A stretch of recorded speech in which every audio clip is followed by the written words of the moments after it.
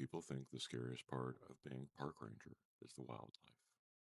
Bears, coyotes, the occasional rabid raccoon with a death wish.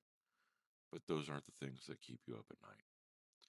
It's the things that you can't put in a report, the things that you can't explain, the things you see once and spend the rest of your life trying to convince yourself you didn't. For me, that thing was the hollow eyed man. I first saw him on a fog soaked morning in October up on Blackwater Ridge, a stretch of forest so dense it feels old, like stepping into someone else's memory. I was checking trail markers when I noticed a figure standing between the pines. Tall, thin, still. Too still. At first I thought it was a lost hiker. I raised a hand. Morning. You all right out here? The figure didn't move, didn't speak, didn't even shift its weight. Just stood there half hidden by the fog. I took a step closer. Sir, are you hurt? The fog thinned just enough for me to see his face, or rather, the absence of one. His eyes were hollow, not empty sockets, not wounds, just hollow. Like someone had carved out the idea of eyes and left smooth, dark impressions behind. I froze. The figure tilted his head, not curiously, not threateningly, just acknowledging me. Then the fog swallowed him. Gone. No footsteps, no rustling, no sound. Just gone. I stood there for a long time listening to the forest breathe. Then I radioed in a false report about a stray dog and walked back to the station with my heart beating in my throat. I didn't tell anyone what I'd seen. Not then, not yet. 2 days later, a teenage girl went missing. Her name was Lily Carter, 16, honor student, loved hiking, knew the trails better than most adults. Her parents said she'd gone out for a morning walk and never came back. Search teams combed the forest. Dogs, drones, volunteers. On the third day, I found her backpack near Blackwater Ridge. Unzipped, empty, placed neatly against a tree. Not dropped, not torn, placed.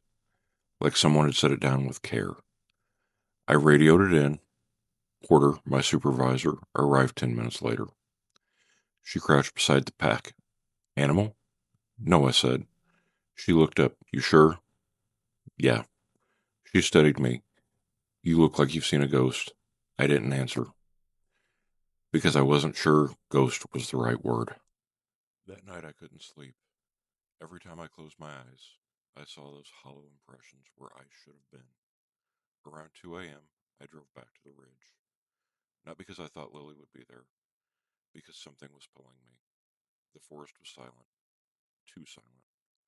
I walked the trail with my flashlight off. The moon was bright enough to see by, and turning on the lights felt like announcing myself to something I didn't want to meet. Halfway up the ridge, I heard it. A whisper. Not words, just a sound. A breath. I turned slowly. I was standing 10 feet away, the hollow eyed man. Tall, thin, still. His head tilted slightly, like he was listening to something I couldn't hear. I swallowed. What do you want?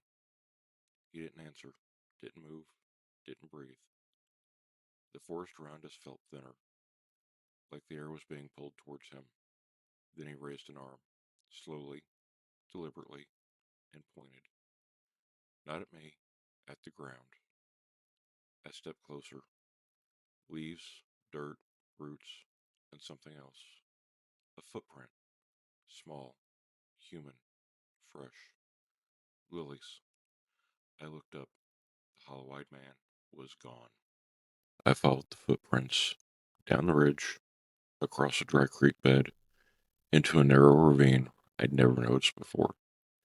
The air grew colder, the trees grew twisted, the ground felt wrong. Soft in places where it shouldn't be, firm where it should have sunk. The footprints led to a hollow in a rock, a natural cave, barely big enough for a person to crawl into. I crouched. Lily? Silence. I shined my flashlight inside. The beam hit something pale. Fabric. A sleeve. My heart dropped. I crawled in. The cave opened into a smaller chamber, and there she was, Lily, alive, curled against the wall, shivering, eyes wide. Lily, I whispered. It's okay, I'm here. She shook her head violently. No, she whispered. He's here. I froze. Who? She pointed behind me. I turned. The hollow-eyed man stood at the cave entrance, blocking the only way out. I raised my hand slowly. Okay, I whispered.